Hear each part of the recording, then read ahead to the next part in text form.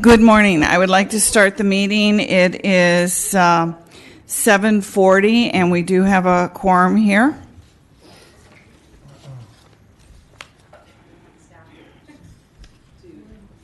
We need our staff.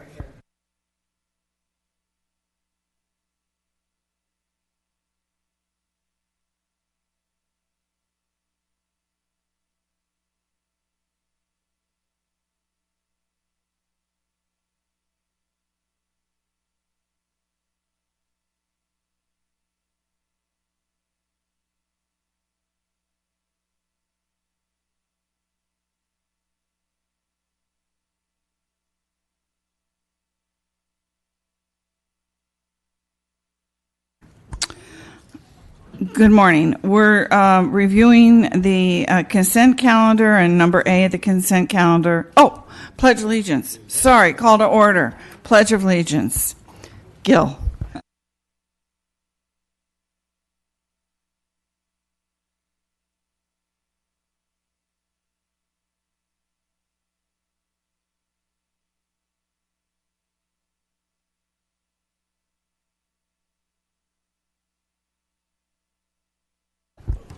Okay, roll call. Janelle McLaughlin. You're here. Here. Here. Okay. Michael Mackey, In the building. July Simon, Here. Bruce Bauer, Here. Carl Bittinger, Here. Michael Gonzalez. Okay. Is that an excused absence? You're gonna have to forgive me, but I didn't know I was doing this, so I don't know if it is or not. I'll have to let you know on that one. Thank you. Yeah, she's for the vote, yeah. So we're going to move public comments. Do we have any public comments? Okay. Now we're going to move through the consent calendar. Approval of the minutes of December 12th. I have one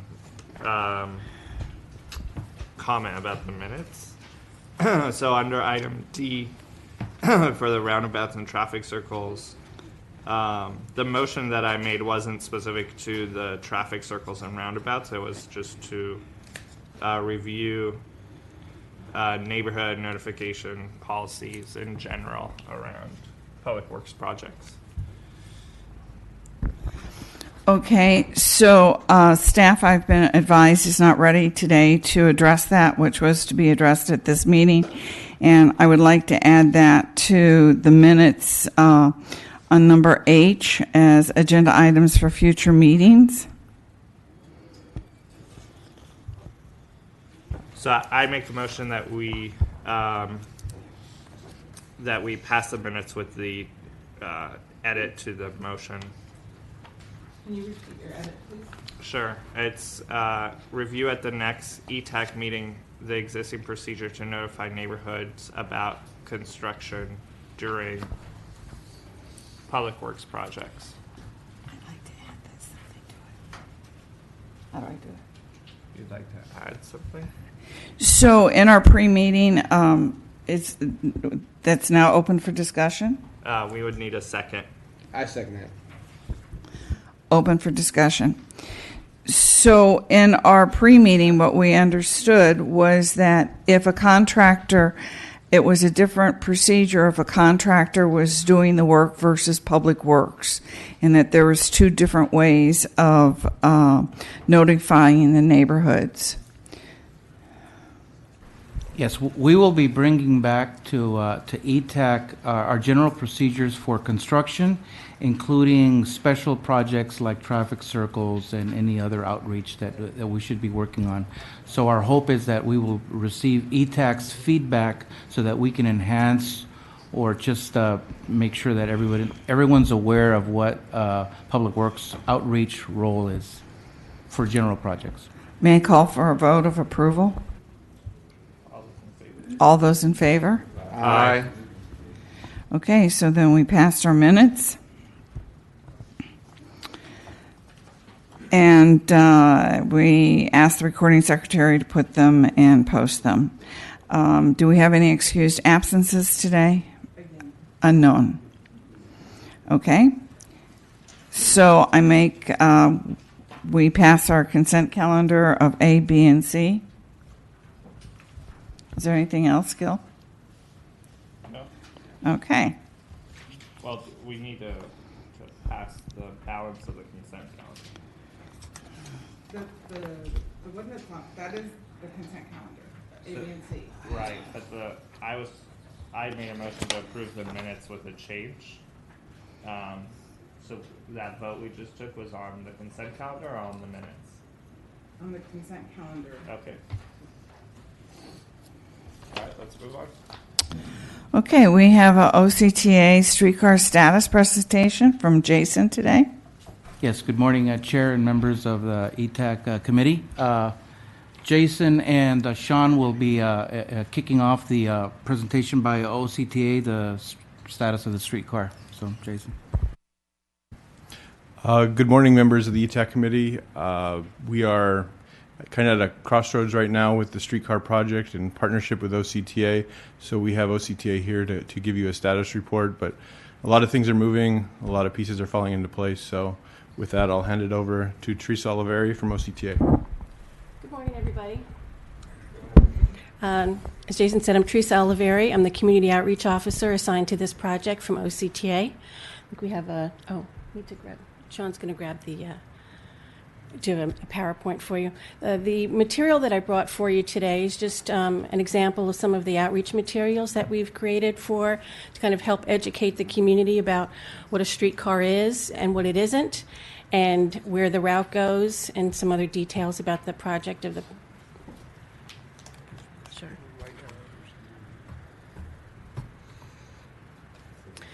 So just to review some of the benefits, I know Santa Ana has been anxious to bring a different, an enhanced mode of transportation into the downtown area and throughout the central part of Orange County. So we believe that the streetcar will do these in addition to various other things like increase transportation options, improve the transit accessibility for the transit-dependent residents. According to the environmental document, they're up to 17% of the residents here in Santa Ana are transit dependent. Improve that transit connectivity by enhancing the access to the employment centers, such as your downtown area. Your Civic Center area has approximately 40,000 people that come into the downtown and Civic Center area every day. Help to relieve congestion on the freeways and improve air quality. So in the middle, the handout that I gave you, this trifold, has another copy of this map that I show you here. So I know it's a little difficult to see up on the screen, but basically that takes you through the entire alignment. Half of the 4 miles, about 2 miles of it is street running. It runs from the Santa Ana train station, Regional Transportation Center, down Santa Ana Boulevard to Rate Street, where it then proceeds to travel along what was known as the PE right-of-way, and about 2 miles there, we go over the Santa Ana River. We have a bridge that will go over Westminster and finally conclude at Harbor, that intersection at Harbor. So just as a reminder, I think sometimes because we're not familiar with this mode, people in their heads sometimes think of this as light rail. This just shows you kind of the difference between what a light rail system is versus a streetcar. The advantage to the streetcar is you have this low board, what we call low floor boarding. So all of the doors open at once. So the dwell time, or the time that it's at the station, is less. Everybody enters through all of the doors simultaneously. It's very easy for persons with disabilities to access. They just roll right on. If you have a bicycle, again, you come right on. If you have a child in a stroller, again, you just roll right on. It's much easier than trying to access and get on a bus. You'll see some of the features of the stops, and I've got some images later on that will show you kind of what it will look like as it gets into Santa Ana, Garden Grove. So this is just an image of what the streetcar looks like in other areas. I believe this is in Atlanta. So this shows a little bit, you can see that the platform itself where people board is raised. So again, I said when I explained before that level boarding, that's how you do it. This is an overview of what the funding right now looks like. It's approximately $300 million. You can see there the breakdown between the federal dollars and the state and our local money. This gives you kind of just a quick oversight view of the project schedule. We're obviously in the beginning of 2018, and I have some details about kind of where the procurements are.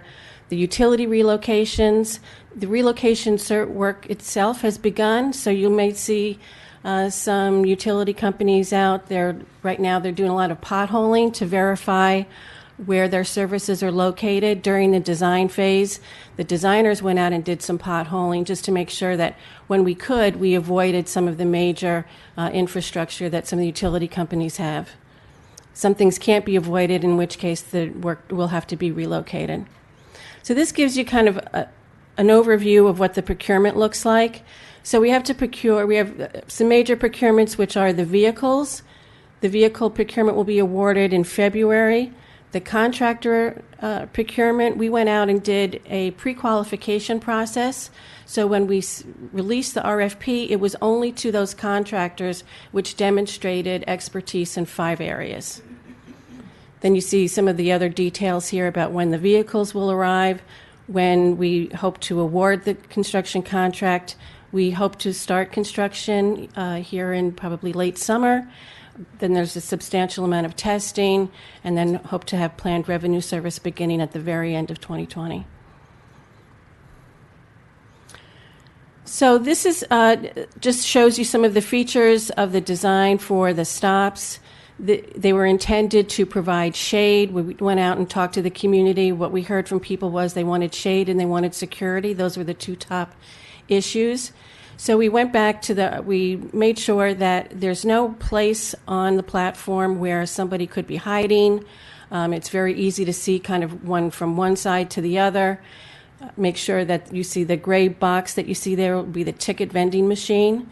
And the seating is such that it's convenient for people to be sitting, not convenient for people to be sleeping. And we can see that it's in some stations around the country, you may see those as concrete. We've made them so that they're see-through, again, so that people have a sense of security as they come into and want to use the streetcar service. So this is what it will look like. The only thing that may change is kind of you see there's not much in the way of design in terms of the coloring of some of the features on the platform. That exercise, we're going to go out and talk to the community later on this year, and also talk about what the graphics on the streetcar themselves will look like. And again, we'll go out to the community and get their feedback. But again, you can see the platform there. From the initial design to what we finally developed, we increased the shade. That seemed to be something that, again, that people are really focused on. Yes, sir. There isn't. We talked about it and looked at it. Just the expense and the maintenance of it was going to be really more than what we thought that we would get from it. So here you can see what the platform will look like on 4th Street. Again, it's a very generic vehicle. That's intentional because we haven't awarded that procurement yet. But I promise it'll look a little bit better than that gray box that you see. And then will be at Harbor Boulevard. So we talked about where the project concludes in Garden Grove. Again, that you see the very generic vehicle, and that will be both what they call a center platform. We have 2 types of platforms.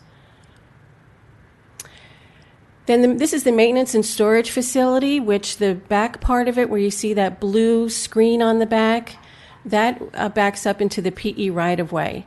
And where you see the entrance to the forefront, that is on 5th Street. So this is what we anticipate that the building will look like. Again, this is from the yard view. So you see at the conclusion of service every day, the cars come in, they get serviced, cleaned. OCTA will be purchasing 8 vehicles. 6 will be in service daily with 2 spare. And then as we've gone through the design process, we obviously invited the CPUC, the California Public Utilities Commission. They're tasked with making sure that anytime you bring rail into an area, you make sure that they have all of the safety enhancements necessary. So through our review and through various field walks with them, these are just a list of some of the things that we've added to the project to make sure that we have that safe interface between the streetcar, the other vehicles, and most importantly, pedestrians. So what are our next steps? We're going to be purchasing our vehicles. We have to select the contractor. As I said before, the utility relocations will be identified and then put together by the utility companies. We are out in the community right now talking to people about the streetcar, and that will be ongoing and will intensify as we get closer to construction. And then we hope to have a groundbreaking, as I said, later on this summer. Those are the various ways people can get in touch with us, and I'm happy to answer any questions. We don't know yet. Once that's part of the procurement. So I know there are several several vehicle companies, and then they have, wherever their bases are. There's a significant Buy America requirement on this contract, so that's part of the, I won't say the challenge, but it's part of the consideration. Some of the companies have a bigger presence overseas, and that we have to balance with how much of the material can be procured and manufactured here. Yes, sir. On this, oh, I got to turn my machine on here. Push. It's off. Now it's on. Okay. I'm not very technical, sadly. How much parking will be taken off of 4th Street for this? There's some parking that'll be taken off of 4th Street, as you may note on 4th Street. The streetcar runs on the south side of the project, and so that head-in parking will be eliminated, and some parallel parking will be restored. But through the analysis done by the city, it was determined that really a lot of the parking structures are underparked at the moment. So part of our information campaign will be to help direct people, both people who live here, who maybe aren't so aware of the fact that the parking structures are very convenient, as well as to visitors to the area, to make sure that they have the right information about where they can park during construction and after. And when you put the tracks in down on 4th Street, I'm just saying 4th Street because it's the main drag in Santa Ana. Yes, sir. How long will the streets be torn up? So, Or the street? okay, I get it. That's a question we get frequently. There'll be a couple of different times where we'll have to go in and do some work in the area. One of them will be when I think that there's going to be some utility work that has to be done. For the streetcar itself, though, what we've worked out with the city staff, and I should say both Jason and Sean they participate, there's a lot of frequent communication back and forth. What the city and OCTA have agreed to is that they'll be done in 2 block periods, and we're trying to limit the time, so and they can hopscotch. So they can go 2 blocks, have to have 2 blocks free, and then can work in 2 block sections. There may be some very short times when they bring those rail pulls in. So when they bring the rails lines themselves and have to drop them in, where we could have more than 2 blocks at once, but that would be just for that activity itself, which would be short-termed. And so I think it'll be less than. I hate to give a number, because the minute I do, there's going to be an exception to that rule that's going to come through. A rain But storm will hit. right, and there will be some times when the intersections themselves will be closed, but we're going to try to make sure that work happens at night. For example, Fairview and Bristol, when some of that work has to be done. So there's been a lot of conversations and a lot of restrictions put on the contractor to make sure that we don't, to limit the disruption to both the residents and business owners. And my last question, how many hours a day will this be running?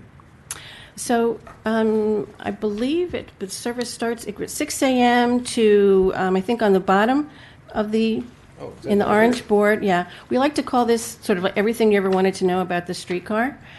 So on the bottom there, you see Monday through Thursday, it's 6 a.m. to 11 p.m., so it's 17 hours in service. And then Friday and Saturday is 19 hours. During peak hours, the service runs every 10 minutes, so it's very frequent. And we think the advantage to that, obviously, is we move a lot of people through that corridor. We talked about all of the people coming off of from the Metrolink station, as well as transit-dependent people who can use this then to get to the major north-south corridors that OCTA runs service. That Harbor Boulevard, where we terminate the service, is our busiest transit corridor. We run the most amount of bus service there. It really is kind of the backbone of our service. And you may know, OCTA just went through a recent kind of resizing or reformulating of where our bus service is. We have concentrated more of our service. We've taken service away from South County and concentrated it here in the central part. And where we've done that, there was a report to the board yesterday on Harbor Boulevard that service, that we've seen a 20% increase in boardings, making sure that the people who are here in the central part of the county have access to the bus service that they need. Very good. Thank you. I have a couple questions. Sure. And first of all, I just want to thank you for coming today and sharing this with us. One question I have is around farebox pricing and revenue, or in terms of percentage of operating costs. So how much are we looking to charge for the streetcar, and then how much of the operating expenses do you expect will be recovered from farebox revenues? The fare will be the same as the bus. Mm-hmm. So whatever the bus service fare is at that time, I can't predict, that when we go into service a couple years from now, we may have a fare increase. We try not to do that because that has consequences to our ridership. But as I said before, it'll be the same as the bus.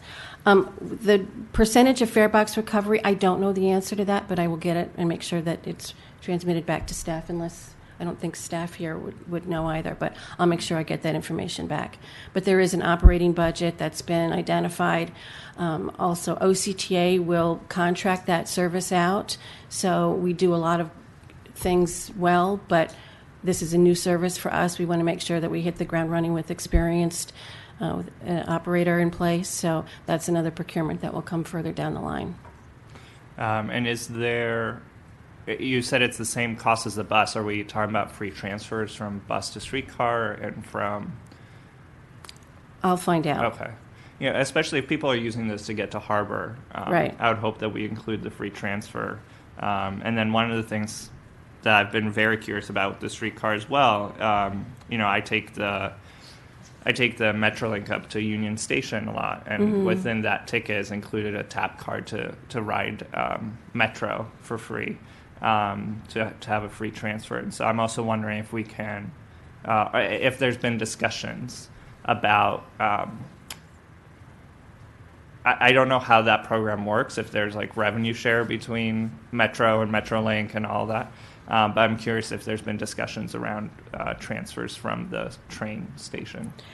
I think we're always in conversations. Obviously, we're a partner to Metrolink, as is Metro in LA, and so. But exactly what has been determined for this program, once we get closer to the opening of the program, there'll be a lot of, through our marketing department, they figure out the right way to.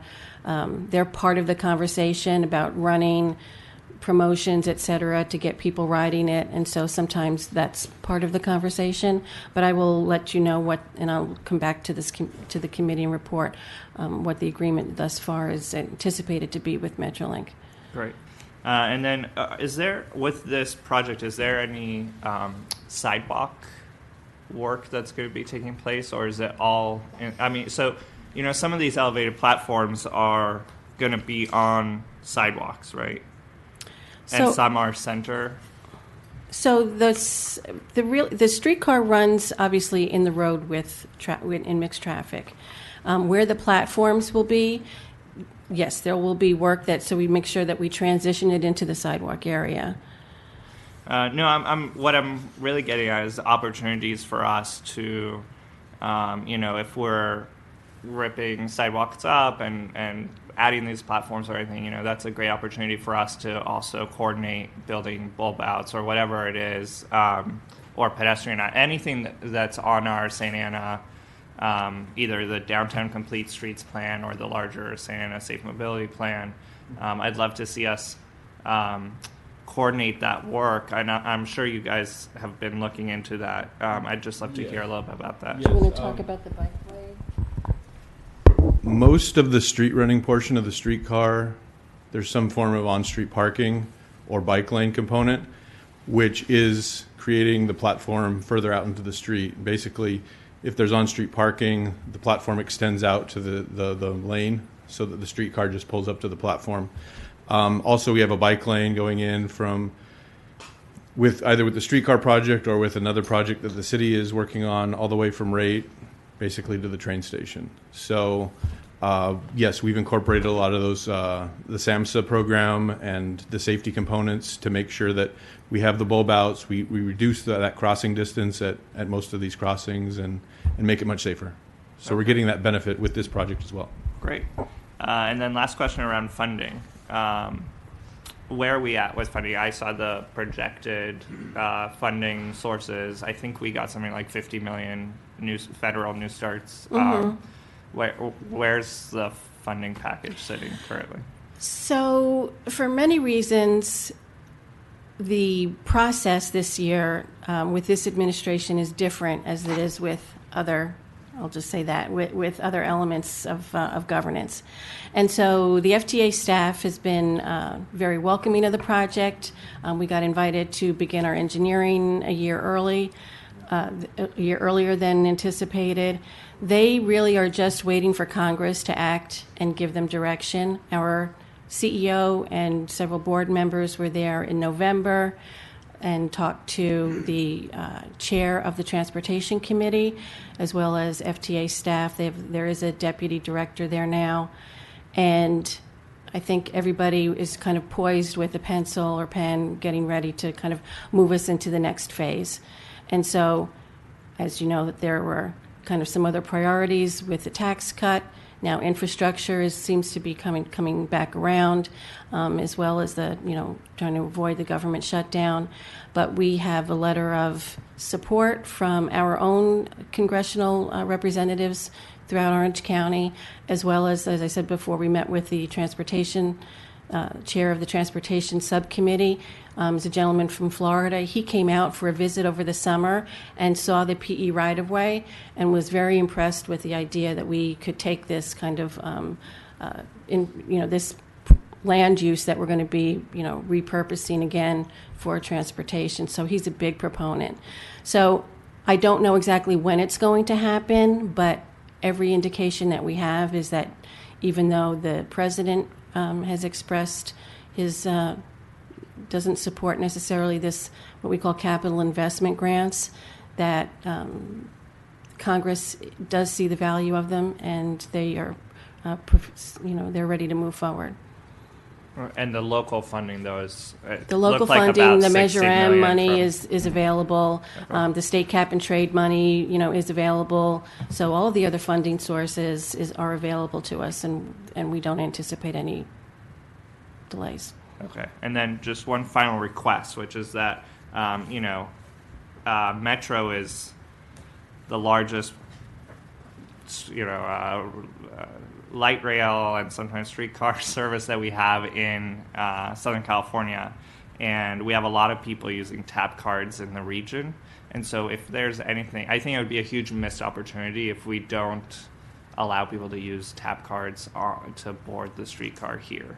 And so if there's anything that can be done to make sure that people can buy tap cards, load them, and use them on the streetcar just as they would Metro up in LA, that would be fantastic. So I know this project is working, kind of coming at the same time that OCTA is looking to sort of have a cashless system. What we want to make sure, though, is that part of what you have to make sure is that there's a place for someone who is underbanked, and there is a significant amount of people in Santa Ana who are underbanked. to have access to a place where they can actually, get the fair media to use. And so we've been looking for and trying to identify some places where that could be a challenge for us, but that really is our intention as well, to create a cashless system. Yeah, and I've personally used the cash to get on Metro. I mean, to buy a tap card to get on Metro, and it works fine. And I will say that in Argentina, you had to do the same thing where for the subway there, you have to have a card, and it's just a thing where those cards are sold at retailers around, right? So right. We could see that as an option on 4th Street or somewhere else where. Right, 4th Street isn't the challenge. It's right, when you it's get the down rest. by Sure. rate, Sure. and then Fairview. There's not as many commercial places that could be made available. So we just need to make sure there is a requirement. We have a significant amount of federal dollars involved, so we have to demonstrate to the feds that we're not disadvantaging anyone in the community, which we don't want to do anyway. Right. I mean, I think we all agree that Right. with the streetcar being in Santa Ana, we need to figure that out. So anyway, I appreciate that. Thank you. Mm-hmm. If I may. I had 2 questions. The streetcars themselves, are they required to facilitate bikes and Yes. bikers? So Yes. that will be in the design? Yes. Okay. So that's at low floor, what we call low floor boarding. There's an area right as you walk in. You don't have to hang them in the front like you do on a bus. You just come right on with your bicycle. Great. And then in terms of the hours of operation, do those sync up with OCTA? I mean, on Harbor, that's the big interface there. Yes. Is that going to sync up with the hours of operation of the Yes. bus? And I'm just curious, in terms of the hours of operation on Friday and Saturday, it'd be nice if they were extended to the bar hour closing. I see they're open to 1. Is there any sort of consideration for Well, that? I think that goes back to your first question about bus service. So we don't run 24-hour bus service. Right, but do you run to 1? I'd have to go back and check. Because it seems to me, another hour is money well spent if we can keep anyone off, a drunk driver off the road, and you could probably keep a lot off for that extra hour. I'll find out about the bus service. Yeah, if you would. Thank you. Mm-hmm. I do have one more request. Sorry. Could we identify ourselves when we ask our questions? Yes, this is Gil. I represent Ward 2, which includes the downtown area, and I think we may have spoken about this actually. I put a call into OCTA a couple months back because I was hearing from a lot of businesses that there's still a lot of just misinformation out there, and I know you guys have been out at the Bell Club and you're here today. One thing that I would just request is that you go out to the downtown businesses, maybe to hold a downtown business specific outreach meeting, not necessarily with Downtown Inc., but just for the businesses. There's been everything from they thought all the street parking was getting taken away on their side of the street, including the business who is right here where it shows there's a parking spot, to just a lot of questions around the construction and about mitigation strategies, and there's just a lot of confusion and questions. And so I would just request that you go out and maybe hold a downtown business specific outreach event.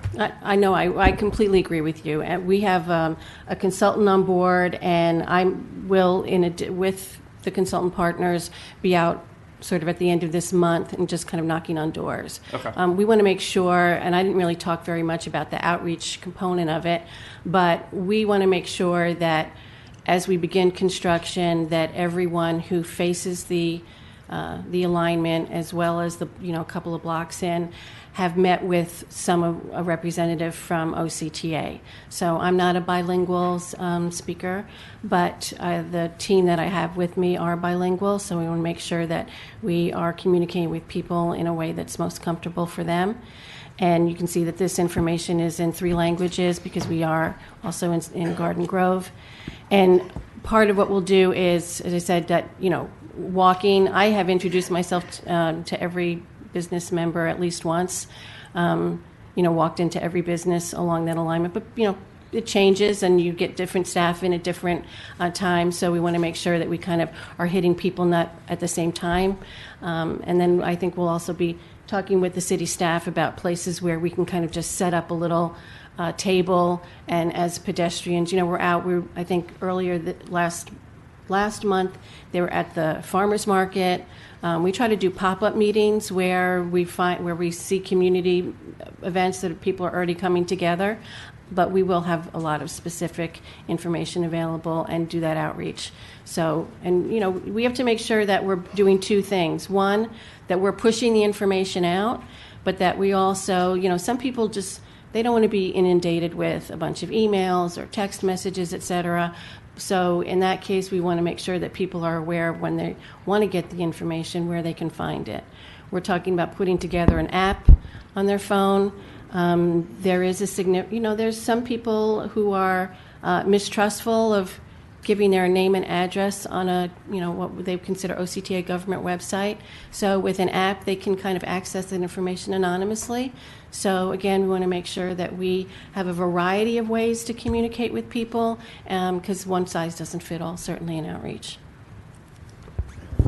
Thank you. Janelle McLaughlin, I have a question.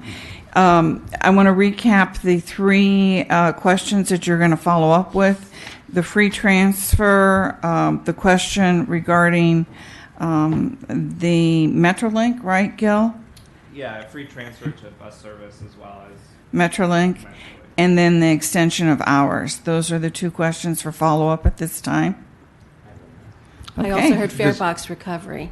Okay, and then Carl. This is Carl Benninger. First of all, I'm very supportive of this project. I think it's great. I think more we can do to get this type of transportation in the city is fantastic. It's been such an effort to get this going, and I know there's a big effort behind it, but now the next question is there talk of the next phase of expansion? That's what's really going to make this fly. So as I mentioned yesterday, there was a report done by other staff members in our planning group to the board about a planning study on Harbor Boulevard, and we're looking at different modes. How do we move people on Harbor quicker? Say this delicately. The current Anaheim City Council is not supportive of streetcar technology. So that would be a hurdle that we would have to overcome if we were going to extend this particular mode on Harbor. That's not to say that with some information that they couldn't change their mind. They certainly could. Or there could be other modes that get studied. We're in the very beginning planning stages of looking at other ways that would connect with this particular system. There is still funding available, and the opportunity is still there for other cities to come forward. The nexus to get the Measure M money is they have to connect to a Metrolink station. That was the intention, that was the promise that we made to voters when we went out for the Measure M renewal in 2006.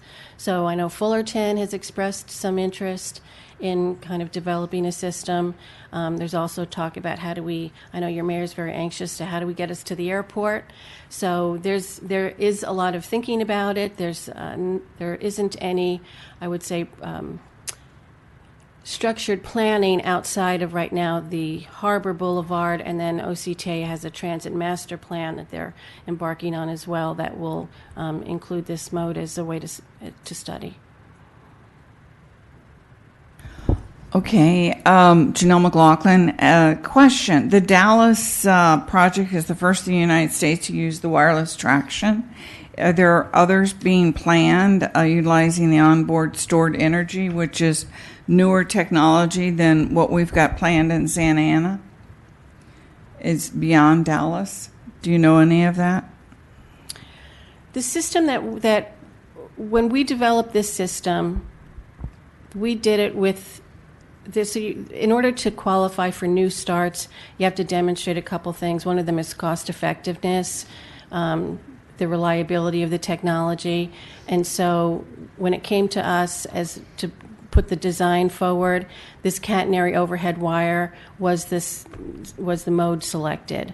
I really can't speak to the reliability or the Dallas, but I know there was certainly a lot of discussion, a lot of study, and this was the mode that was selected. Thank you. Any other questions? Thank you so very much. Appreciate it. So on the follow-up, we'll bring that to our next meeting and through staff, the answers to those 3 questions. William?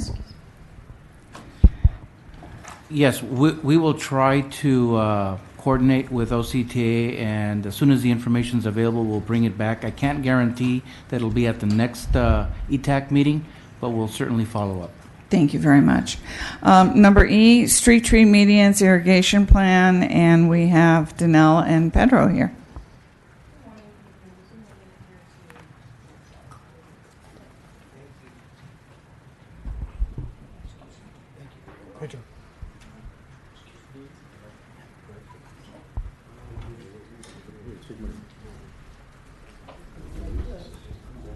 In the meantime, I'd like to make notation that Mike Gonzalez and Fred Montefiore joined us at 8:10 this morning. I don't know, how'd you get into this? There we go. Thank you. Hopefully, I was trying to get up and exit out of this. Thank you for mentioning that.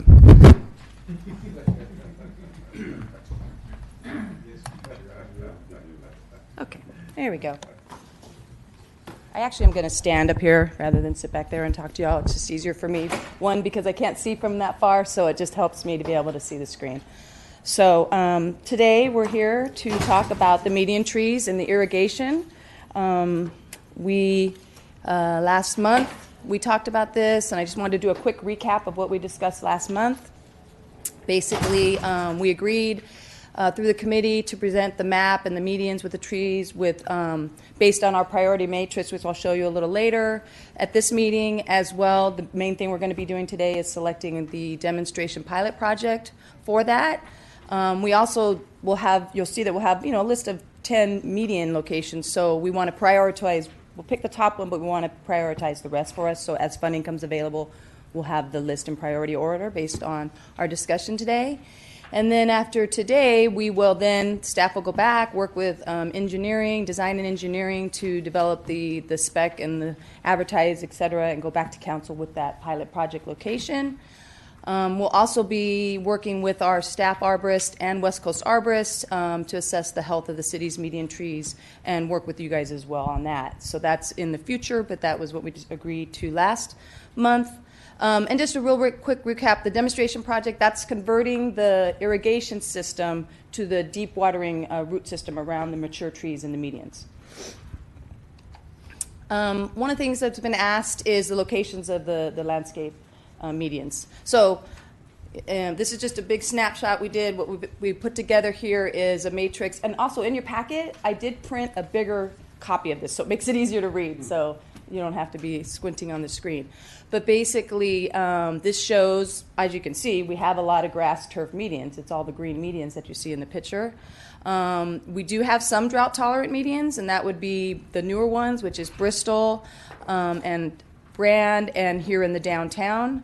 And we also have artificial turf medians already installed on Bristol, and you see that in the golden color there.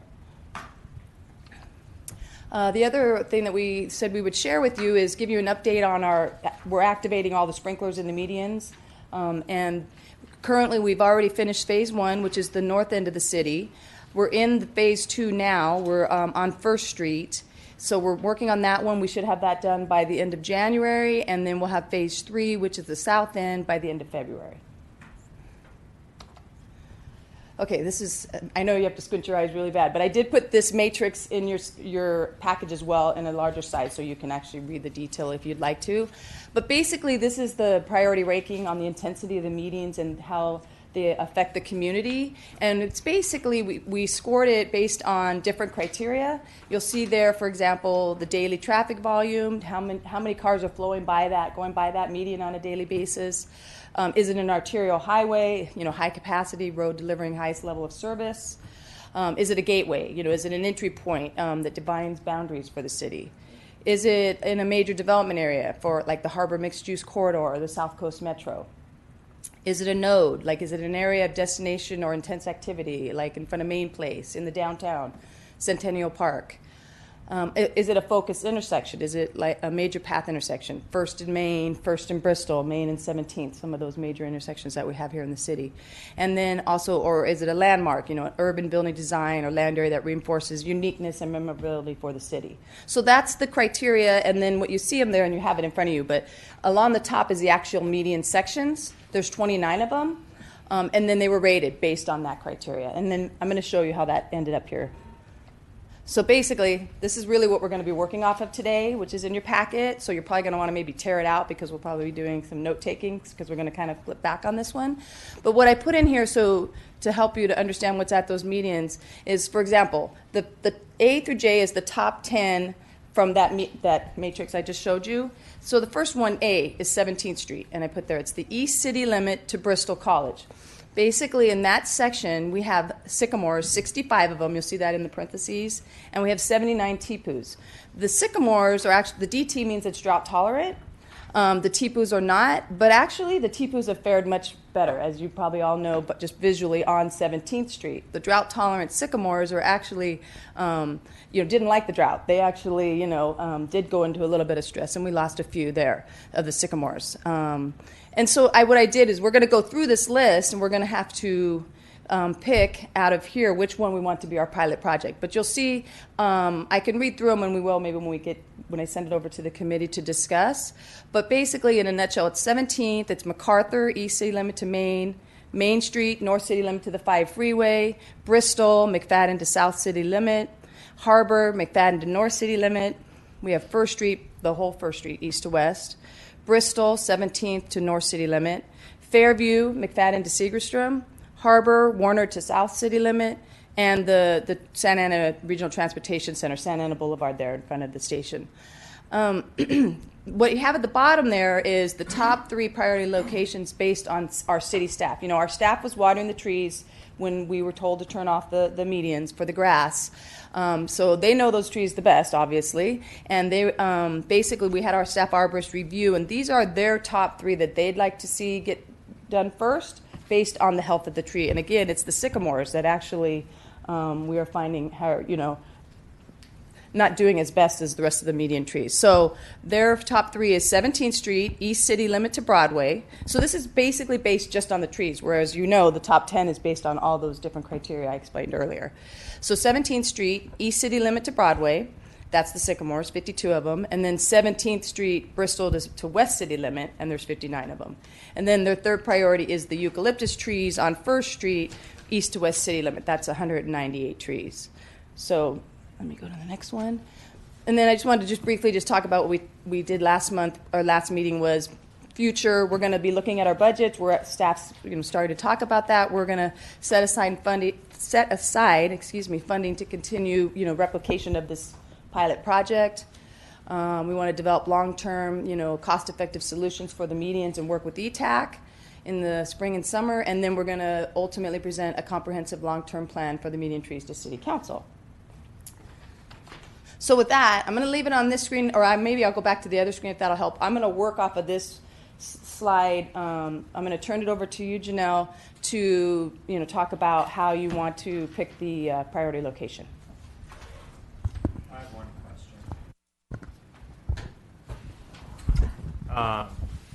question. This is Gil.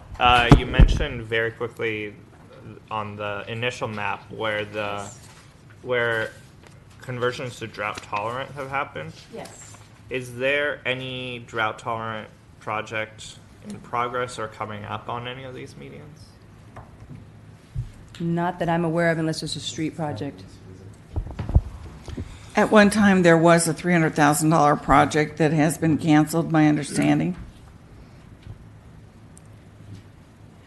It was canceled last year.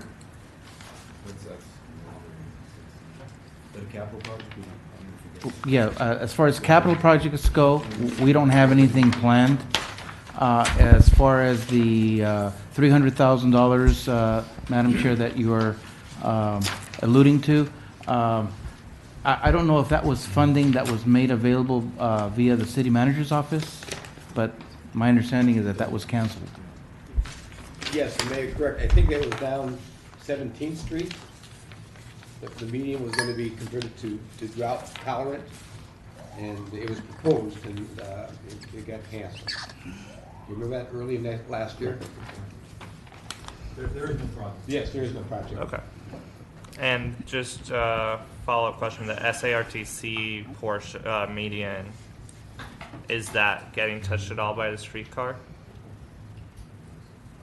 The median on Santa Ana Boulevard, Mm-hmm. and that would be. And it actually comes down, I think, right in front.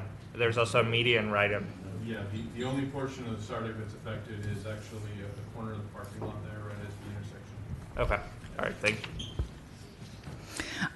My question is going back to the 3 suggestions that the city had, and one was east of, on 17th East, there was like 58 trees, and on West, there was like maybe 59. Okay, Close. 52 and 59. So number 3 had 198 trees. Is there any reason that 1 and 2 could not be together? Because that has the same tree count as number 3 with 198. They can be put together. It's just that, we're looking at $100,000. So most likely we could, if we put them together, maybe only half of them will get done. One side will get done under the 100,000. So that's why we separated it, because the TPUs are in between. It's a different, 2 different sections of median. And the First Street one with 198 is one continuous section? Correct. And that's the difference of cost for 198 trees that you're going to deep root water versus 52? It's basically based on the amount of 100,000, and we're going to get as much done as we can up to that 100,000 for the first project. For this So if you pilot approach project. number 3, it maybe 198 would not get done. That's correct. It'd probably be half of that. We won't know until we go out to bid. And get the Could I interject? information in. Staff's responsibility would be to engineer the project Right. and ensure that we can bring it within budget. If we get bids beyond what we have budgeted, we have to reject all bids and start all over again. So what we would approach the project is to establish a base project that we know we can award with the funding we have, and then we would have additive alternates. So we would, in other words, maximize the amount of funding we have to do the conversion project, if that makes any sense. I think what you're getting at here is that when we're being presented a top 3, and it's where my mind first goes is, okay, save the 198 trees, right?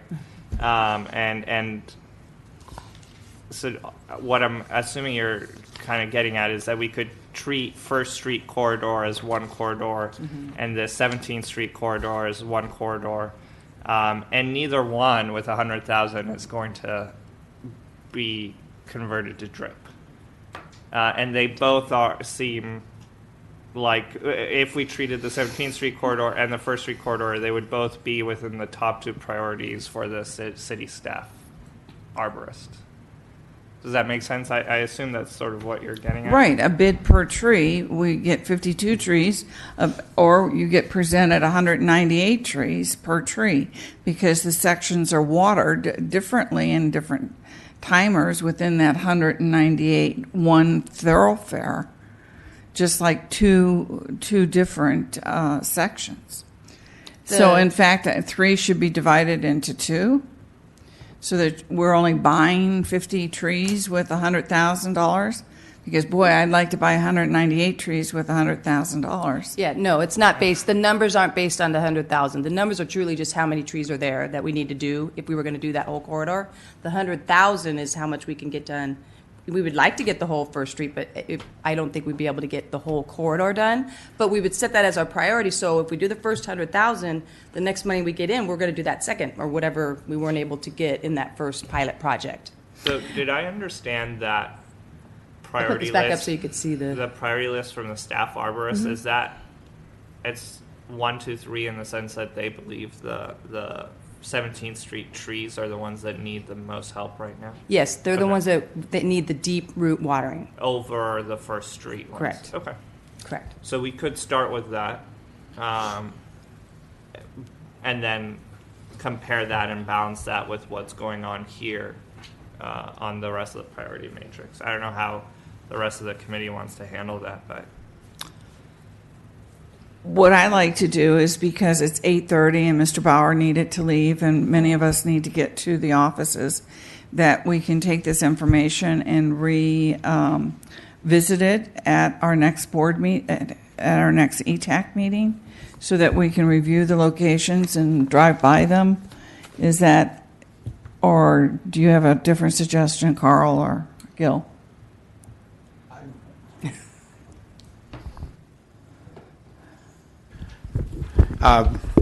I think it's important we get started. It's been a long time, and it's important that we get started. I do have a lot of faith in their arborists and their assessments, and I would go with their number one priority myself today. yeah, I mean, I would as well. I mean, especially with 17th Street having such high traffic volume, it is an arterial. I mean, it hits all the marks in terms of this matrix that staff has put together. So, yeah. I agree, because you get off the highway there and it's an important street. I would like to be able to, when you put it out to bid, maybe put the 1 and 2 together as a total bid, and see what that comes back to, instead of just 50 trees, to put it out at the 101 trees. Well, where do we think that $100,000 project will be able to deep root water 50 trees, or 25 trees, or 100 trees? Like, what sort of where do you think this is going to fall in terms of money to tree ratio? Yeah, if I could answer, that's a really good question. So we came up with this list, and each of numbers 1, 2, and 3 have a separate cost. We haven't done that cost yet. So before we go out to bid, we were going to discuss with ETAC, okay, this is what the deep root watering system looks like. These are questions that you had. What's the system going to be? Some of the details. And I also like to share is that in our pre-meeting, we were going to have West Coast arborists come and talk to us about deep root watering and what kind of system is best for, let's say, the sycamore, and could be with the berms and everything else before we decide. I just know, talking to Brea, they explained it was $15 per tree. They costed it out at $15 per tree without labor. Okay, so we intend to bring back West Coast arborists for a presentation, but what I wanted to point out was, when we engineer this and we put it out to bid, we will have alternatives. So we will have a base alternative to award, to ensure that we have sufficient dollars to award a contract and not have to start over again. And then we would have alternatives to add to that base contract to ensure that we max out whatever funding we have available. And then again, we would keep ETAC informed all along the way. And so right now, I don't know what the costs are.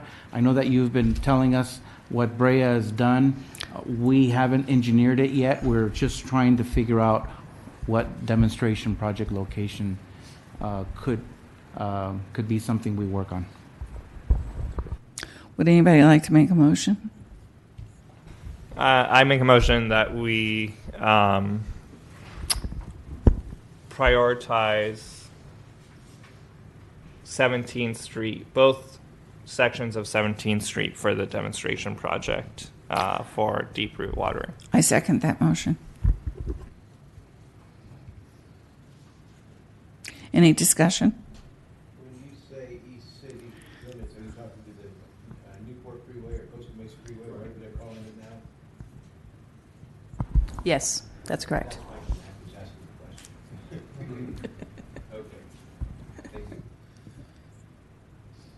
May I call for the vote? All in favor? Aye. Aye. Is that good, William? Yes, that works. We can talk about prioritizing the remaining ones, it may be because of time, at the next meeting. Perfect. Well, I think that gives us time now to go drive some of those other areas. Absolutely. Absolutely. Good idea. We got moving. Okay, so on our agenda here, we have the end of our reports. No public comments. Any staff comments or members? Okay, so my commissioners, would you like to say anything individually? Starting with Mike Gonzalez.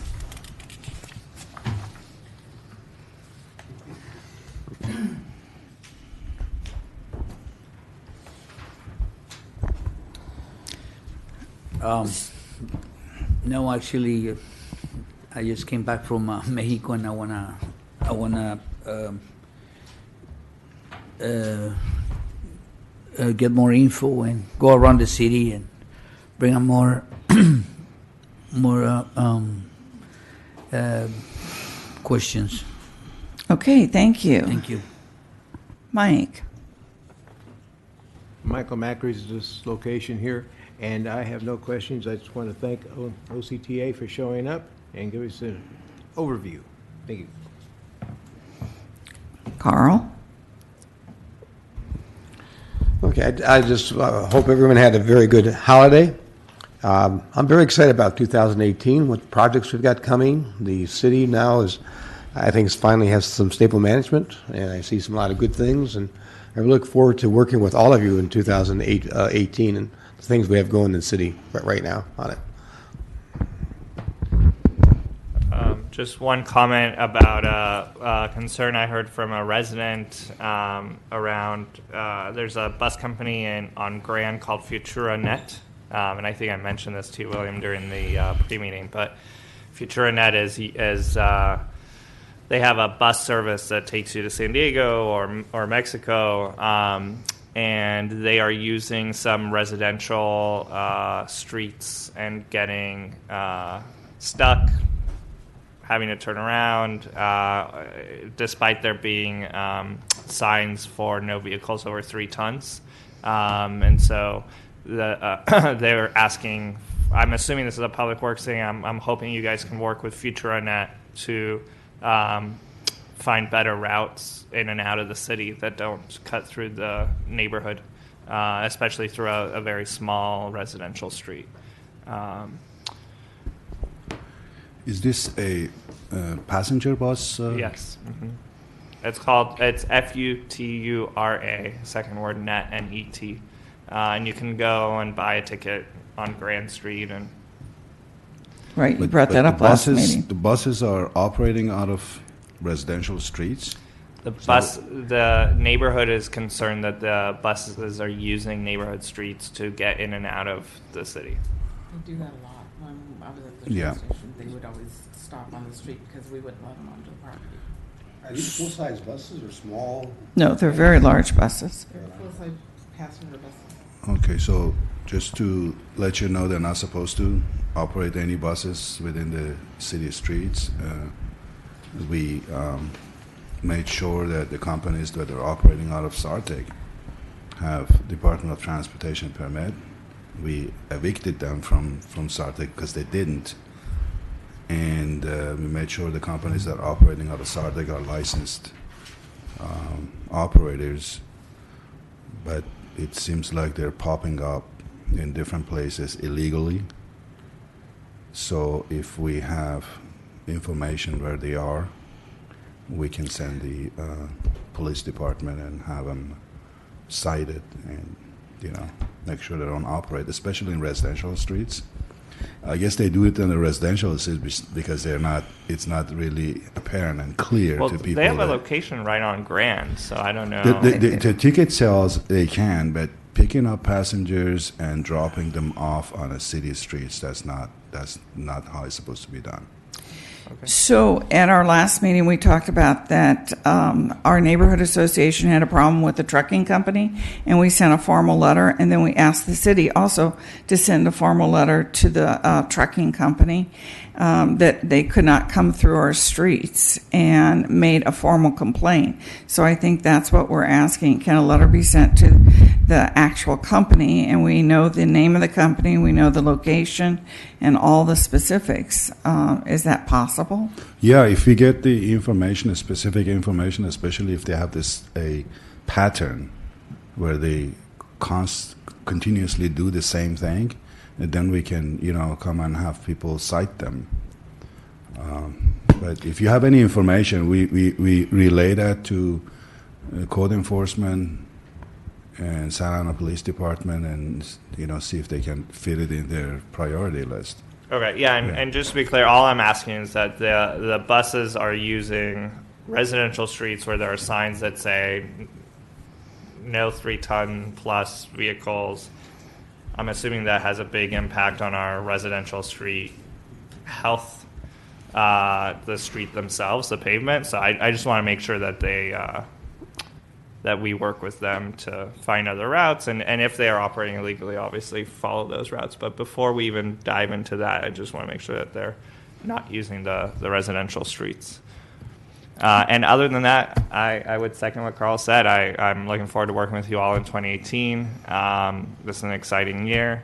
And I'm really glad that we're working together to come up with policy and priorities and all that. So thank you. Okay, I have 3 points to cover. I'd like to offer the suggestion to bring back and agendize changing the time of the ETAC meeting from 7 a.m. to another time. It's within our ordinance, and it's written in our ordinance that our resolution, if I'm not mistaken, that it meets at this time. So I'm asking staff to come back and tell us how we go about changing that.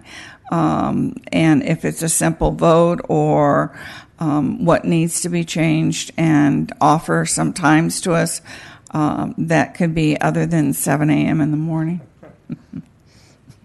I think my commission is in agreement. I second that. Okay, so then the second thing is that we did talk about planning West Coast Arborists at today's meeting, and it was going to be called. And you spoke to West Coast Arborists, and what did they say? We tried to coordinate with the West Coast Arborists to bring them here to do a presentation. They were unable to make it to this meeting. Who is your contact person? Because Carl and I are very, very... That will be presented in the future. Possibly. We'll bring them in the next one.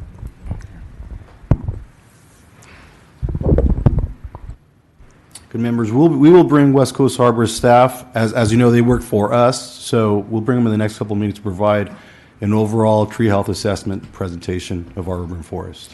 It was predominantly for a teachable, drought-tolerant systems, and review the systems. That was what was planned for today's schedule with West Coast Arborists, right, William?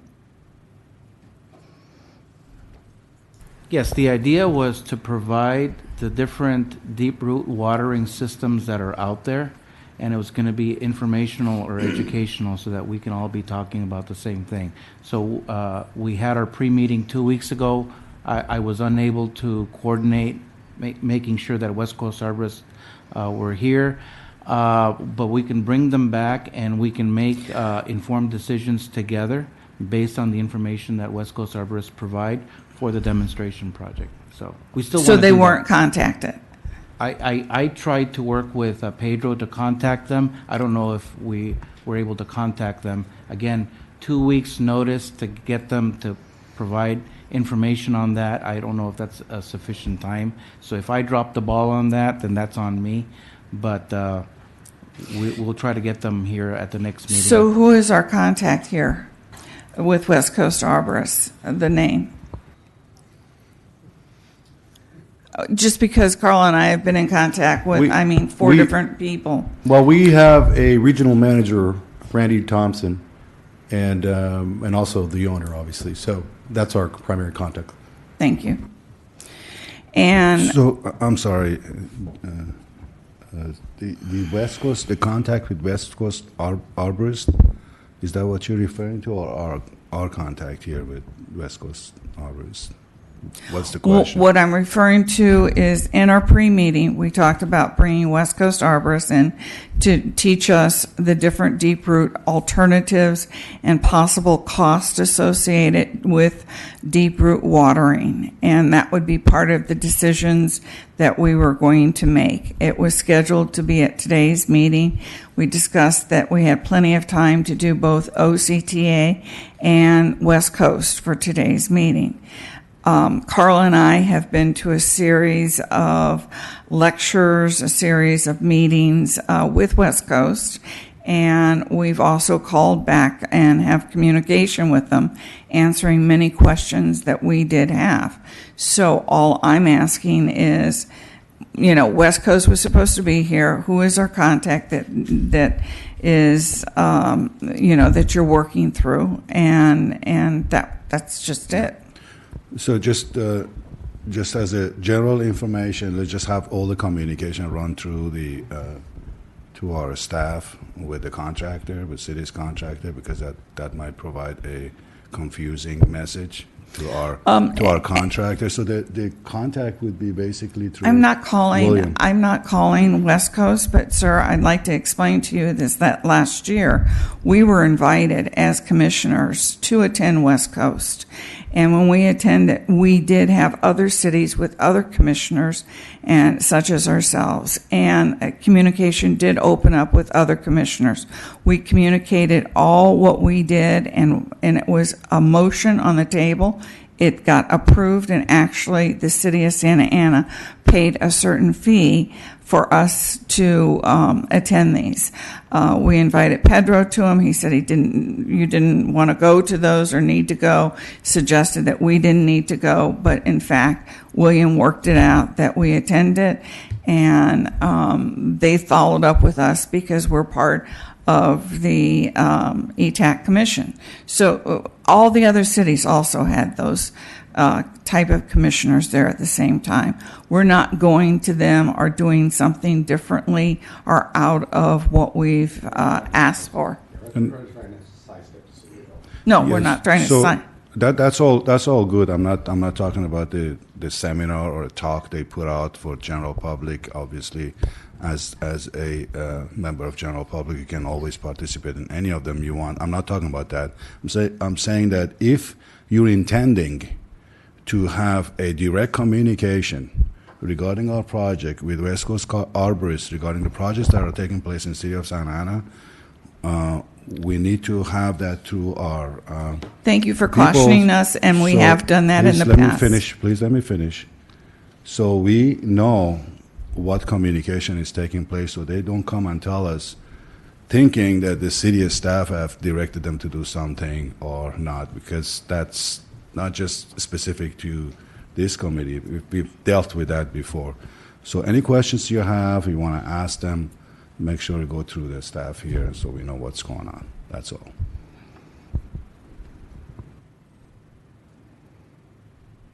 Am I allowed to talk now? Yes, ma'am.